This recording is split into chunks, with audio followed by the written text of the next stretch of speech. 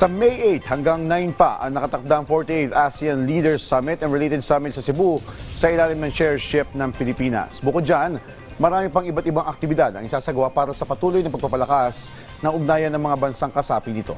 Balikan natin kung paano nagsimula ang ASEAN sa report ni Gab Villegas.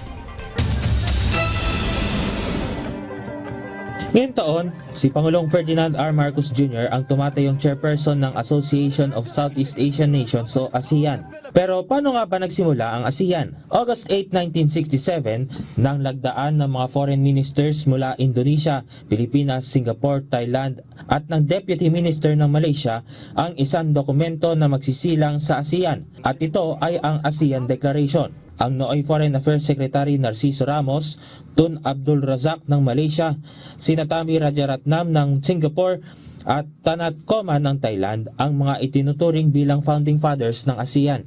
Taong 1974 nang unang maging dialogue partner ng ASEAN ang bansang Australia. February 24, 1976 naman nang unang idaos ang kauna-unahang ASEAN Summit sa Bali, Indonesia. Dito ay inihayag ng ASEAN ang kahandaan nito na magkaroon ng magandang relasyon at magkaroon ng magandang kooperasyon sa iba pang mga bansa sa rehiyon.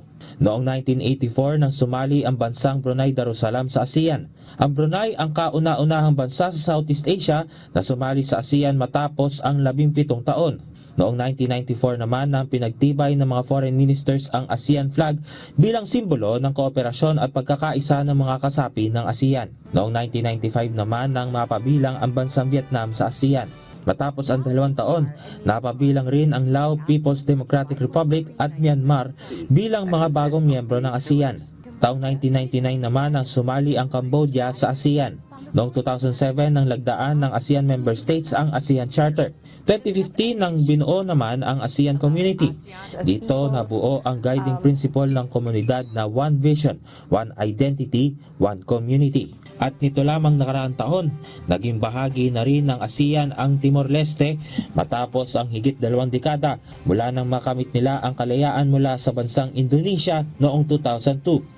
Ngayon 2026, unang beses lalahok ang Timor-Leste bilang miyembro ng ASEAN sa ilalim ng chairship ng Pilipinas. Gab Villegas para sa Pambansang TV sa Bagong Pilipinas.